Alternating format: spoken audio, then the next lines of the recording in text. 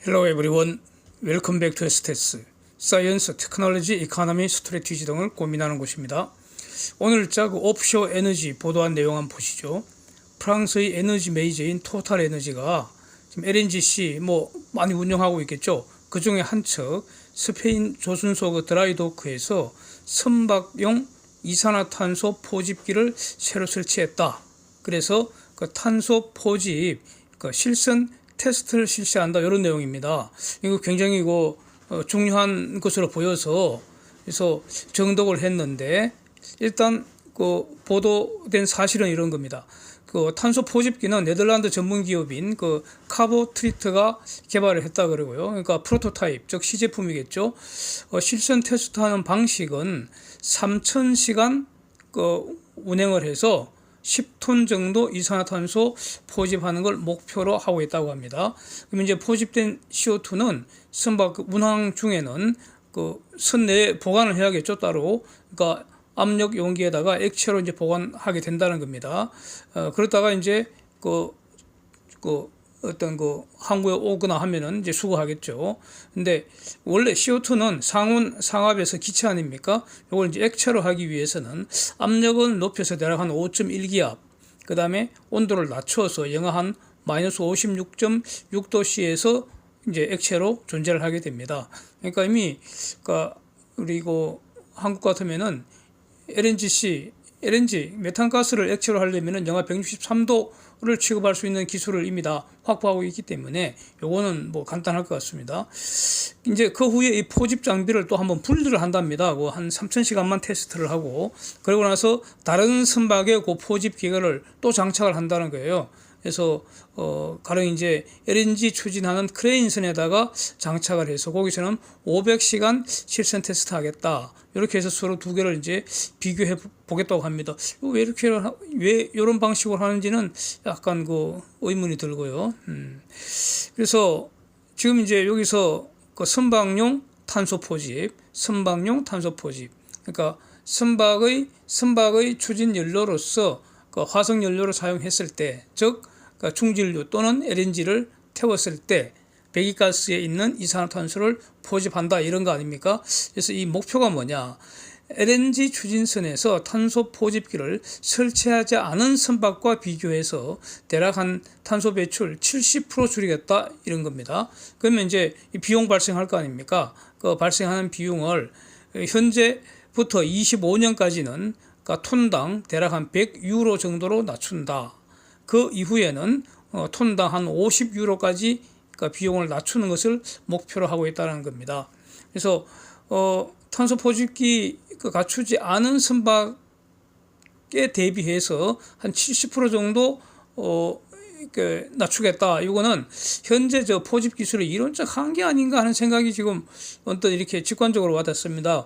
왜냐하면 이런 뉴스 요즘 굉장히 많이 올라오는데 대부분 목표치가 지금 70%로 제시되어 있고요. 우리 삼성중공업도 마찬가지입니다.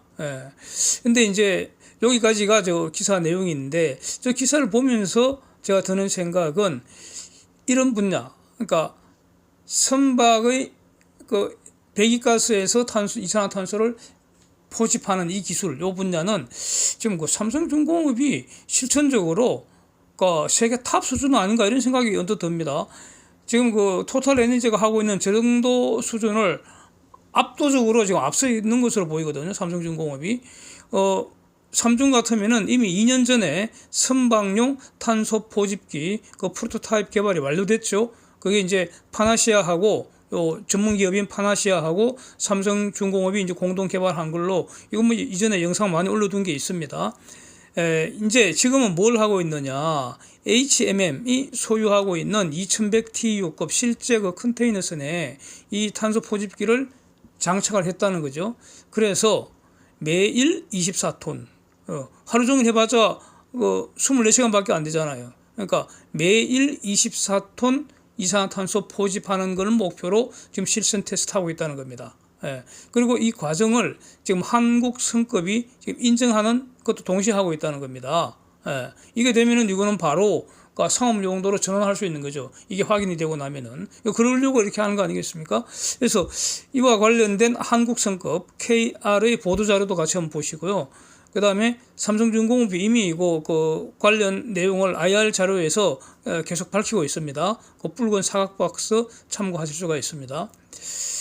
그런데 사실은 이것보다 더 중요한 것이 바로 FCSU 플러스라는 거, 그러니까 Floating Carbon Storage and Storage Unit 플러스라는 게 해저에 주입하는 그 어떤 그 설비까지 포함하는 것이죠. 여기 일종의 그러니까 새로운 해상 플랜트라고 이렇게 성격을 말씀드릴 수가 있는데, 이거 지금 삼성중공업이 주도적으로 개발하고 있지 않습니까? 요게 돼야지 이런 그 탄소 포집이 본격적으로 저 산업이 성장할 수 있는 거 아닙니까?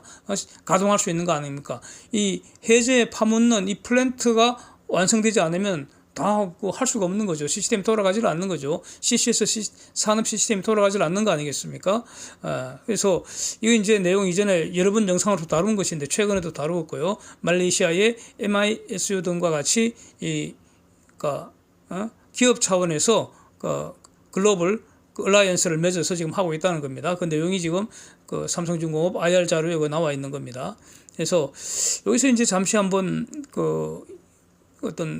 조금 더 다른 내용을 한번 본다면은 석탄, 석유, 메탄 또는 메탄올 이런 거 전부 다 탄화수소 계열의 연료입니다. 탄화수소라는 것은 공통적으로 수소와 탄소를 구성 물질로 갖고 있다는 거죠. 탄화수소 계열이고, 유기화합물의 일종이죠. 그러니까 유기화합물은 옛날에 생명체였는데 생명체가 죽은 것이 변성된 거 아닙니까? 이런 거. 그래서 탄화수소 계열의 연료인데, 그러니까 연료니까 태우면은 탄화수소는 공통적으로 물과 이산화탄소가 배출된다 이겁니다.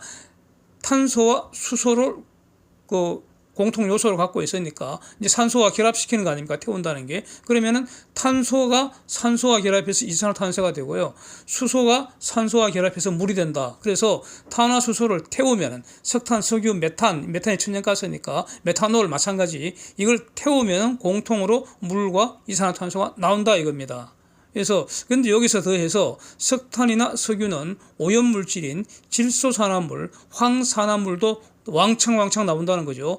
석탄이 가장 많이 나오고 이렇다는 겁니다. 그런데 이런 질소산화물, 황산화물 대표적인 게 NO2 이산화질소, SO2 이산화황 이런 거 아닙니까? 이게 빗물에 녹아버리면 질산이 되고 황산이 되는데 이거 완전 맹독성 물질이죠, 이거. 모든 세포를 다 녹여버리죠. 금속도 녹여버리고. 그래서 이제 이거 이런 거는 그냥 배출되면 큰일 나는 거 절대로 안 되죠, 이거는. 그러니까 초기부터 이런 오염물질 배출을 엄격하게 규제를 했죠. 그래서 기본적으로 모조리 포집하는 기술이 이미 존재하고 있지 않습니까? 그런데 메탄은 이런 오염물질이 기본적으로 나오질 않습니다. CH4로 되어 있기 때문에. 왜냐하면은, 원래는, 생명체가 죽어서 썩지를 않고 고온 고압을 받아서 변성된 것인데, 이게 이제 거기서 가스 형태로 나와서 나름대로 순수하게 가스 상태로 존재하는 것이 메탄 가스 아닙니까? 천연가스 아닙니까? 그래서, 천연가스는 그냥 CH4 이렇게 구성되어 있고, 그리고 또 이제 가스를 추출할 때 다른 불순물은 다 걸러버리는 공정을 거치기 때문에 기본적으로 메탄, 천연가스를 태우면은 저런 질소산화물, 황산화물은 사실상 안 나온다. 혹시 조금 나올 수 있는데, 그거는 거의 무시할 수 있는 정도. 사실상 안 나온다. 이런 거죠. 그래서 청정 연료라고 하는 거 아니겠습니까? 그런데 이제 지금까지는 메탄 연소할 때 배출되는 물과 이산화탄소는 이건 아무 문제가 없었던 거죠. 지금까지는 그랬다는 거죠. 물이 배출될 때도 아무 문제가 없잖아요. 물은 자연에 순환되니까. 이산화탄소도 마찬가지라는 거죠. 이산화탄소 배출되는 건 너무나 자연스럽고, 이산화탄소는 생명 유지를 위해서 탄소 순환의 핵심이니까 이산화탄소 없으면 지구에는 생명이 존재할 수가 없다는 거 아닙니까? 그래서 아무도 문제 삼지 않았고요. 마치 겨울에 추워서 나뭇가지 이런 모닥불 장작불 태우면 거기서 물과 이산화탄소가 나오고요. 동식물 사체를 태워도 물과 이산화탄소가 다 나온다는 겁니다. 그래서 이산화탄소가 빗물에 녹으면 탄산이 될 수가 있는데 이거는 매우 자연스러운 과정으로 해로운 것을 여기지 않는다는 것입니다. 이게 원칙이었습니다. 그런데 지금은 어떠냐? 지금은 공기 중에 이산화탄소가 너무 많아서 이게 이제 온실 효과를 일으키니까 지구 기온을 자꾸 올린다. 즉 기후 위기, 지금의 기후 위기라는 것은 그러니까 빙하기가 오는 게 아니라 그러니까 온도가 올라가는 게 그게 기후 위기라는 것이죠. 그래서 그 기후 위기의 원인 물질로 온실가스가 지목이 되고 그러니까 이산화탄소는 그 온실가스의 대표적인 것이다. 이렇게 돼서 공기 중에 이산화탄소 존재를 줄여야만 한다. 이겁니다. 이게 지금 이 시대의 화두가 됐다는 거 아닙니까? 그래서 화석연료 앞으로 사용하려면은 이제는 질소산화물, 황산화물 걸러내는 것처럼 탄소산화물도 모조리 걸러내야 한다는 겁니다. 그래서 탄소산화물, 즉 이산화탄소, 대표적인 게 이산화탄소, 요거 걸러내는 것이 이제는 매우 필요하게 됐는데, 필요하면은 기술 개발하는 것이고요. 그래서 결국에는 효율적이고 지속 가능하고 또 경제적인 그런 이산화탄소 포집 시스템이 개발되는 거 아니냐. 지금이 바로 그 태동기 아니냐. 그래서 새로운 성장 산업이 이제 그 형성되는 거 아니냐. 뭐 이런 거 아니겠습니까? 그래서 CCS 산업 이 밸류 체인을 보면은 크게 보면은 일단은 캡처 포집하는 게 먼저 이제 시작하는 거 아닙니까? 포집해야지 뭐가 그 다음에 이제 그 이후 시스템이 돌아갈 수 있는 거죠. 그래서 이산화탄소 배출 원천, 가령 뭐 제철소나 시멘트 공장이나 뭐 화력발전소나 이런 데죠. 거기에서 포집하는 게 이제 가장 중요한데, 선박 같으면은 선박 운행할 때 그 배기가스에서 포집하는 게 이제 기본이고요. 근데 요 분야는 가령 선박에서 이제 포집하는 거, 아니면 발전소나 그 제철소에서 포집하는 건 다 전문 기업이 있습니다. 그런 데는 삼성중공업이 관여할 필요가 없는 거죠. 전문 기업이 알아서 하는 것이고, 선박의 배기가스에서 포집하는 거, 그게 바로 이제 그 온보드 그 카본 캡처 이렇게 말하잖아요. 이거는 이제 가령 이제 그 파나시아 이런 전문 기업도 있다는 것이고, 그래서 삼성중공업과 파나시아가 공동으로 개발한 것이 선박의 그 탄소 포집기를 이제 개발했다는 것이고요. 선박에 설치할 수 있는. 그래서 문제는 이제 일단 포집한 다음에 이거 액화시켰다가 다른 데로 이동시키고 이렇게 할 때 LCO2C라는 이 선박, 요 솔루션은 삼성중공업 등 한국의 조선사가 이제 솔루션을 제공할 수 있는 것이고요. 궁극적으로 마지막 그 밸류 체인, 마지막 바로 해저에 파묻는 솔루션, 그게 바로 플로팅 카본 스토리지 유닛 플러스라는 겁니다. FCSU 플러스. 그래서 요걸 바로 삼성중공업이 그러니까 핵심 그 쪽으로 기여할 수 있는 거 아니냐, 저는 이렇게 그 정리를 하고 있습니다.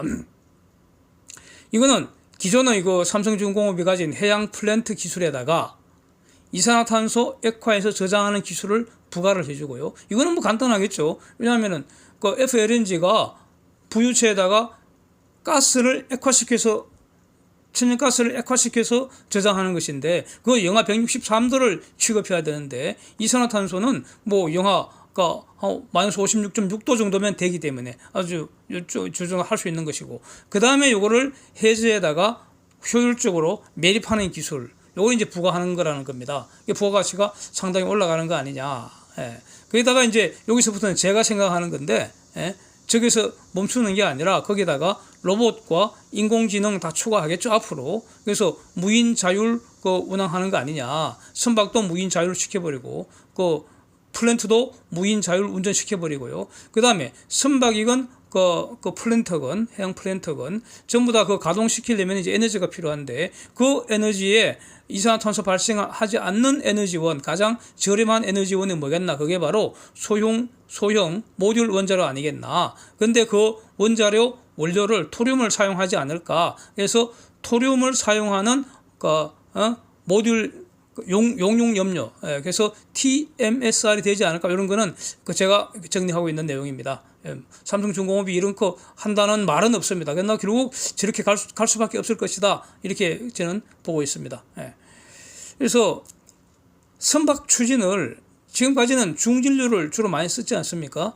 근데 그거를 LNG로 대체를 하면은 CO2 배출은 대략 한 20 내지 30% 정도 절감된다고 하고요. 또 질소산화물이나 황산화물 배출이 사실상 없게 되고요. 이렇습니다.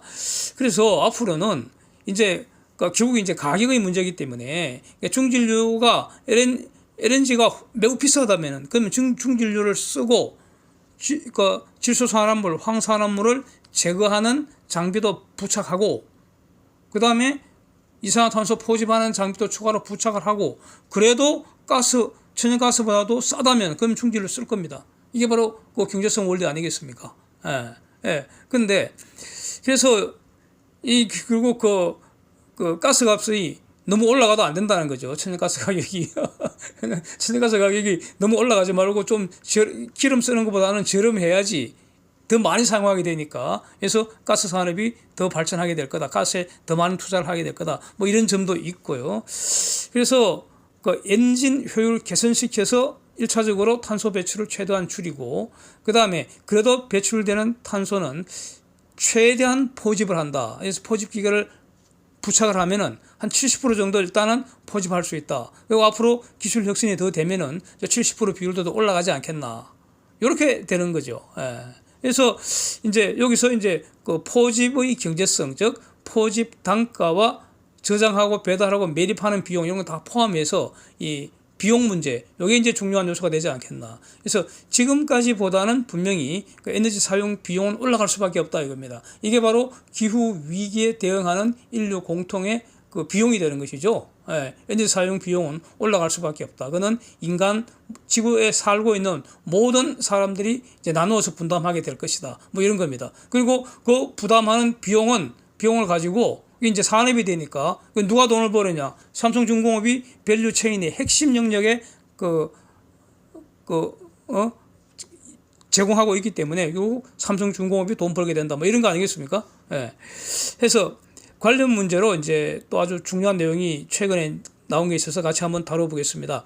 호주의 오토베이의 CCS 카본 캡처 스토리지 실증 센터가 지금 있다는 거 아닙니까?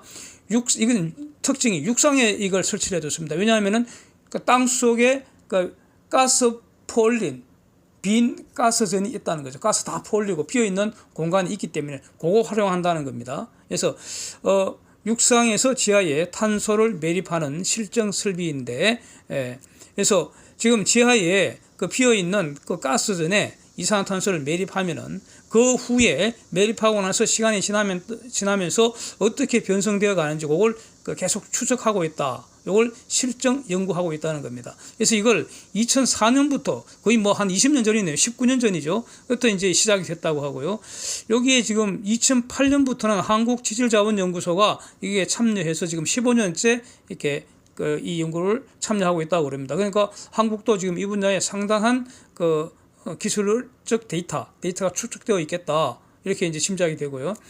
그래서 한 지하 2000m 정도 그 고갈된 가스전에다가 2008년 당시에 이미 CO2 6.5만 톤을 주입했다 그러고요. 그리고 이제 해마다 계속 이렇게 이산화탄소를 주입하고 있다는 겁니다. 그래서 만약에 우리가 멀쩡한 땅에다가 지하 창고를 새로 파서 CO2를 매립하려고 그러면은 일단은 땅 속에 그런 어마어마한 동굴을 뚫는 것도 돈이 막 엄청 들 테고요. 안 되겠죠. 돈이 너무 많이 들어서. 그 다음에 이렇게 인공적으로 동굴을 파내버리면은 그게 불안정할 거 아닙니까? CO2를 가두기에 불안정할 거 아닙니까? 그런데 육상이든 해저든 간에 가스나 기름을 퍼내고 자연적으로 비어있는 그 공간에 매립하는 것이 가장 경제적일 거 아닙니까? 예. 그래서 지금 이 분야가 지금 주목이 되는 것이죠. 예. 그러니까 주로 그러니까 기존의 오일 에너지 메이저 기업들이 자기들이 사용하고 남아있는 고갈된 어떤 동굴을 이산화탄소 무덤으로 활용하자 뭐 이런 겁니다. 예. 그래서 만약에 불의의 누출 사고가 생기면은 해저가 훨씬 더 좋지 않겠습니까? 해저에서 누출 사고가 생기더라도 바닷물에 바로 녹아버릴 거 아닙니까? 문제는 공기 중으로 퍼져나가는 걸 막아야 되거든요. 그런데 지구 전체 탄소량은 늘지도 않고 줄지도 않습니다. 이게 바로 에너지 보존법칙입니다. 지구 전체 탄소량은 언제나 일정하게 유지됩니다. 태초부터 예수님 재림하시기까지 일정하게 유지됩니다. 예, 이게 에너지 보존법칙이죠.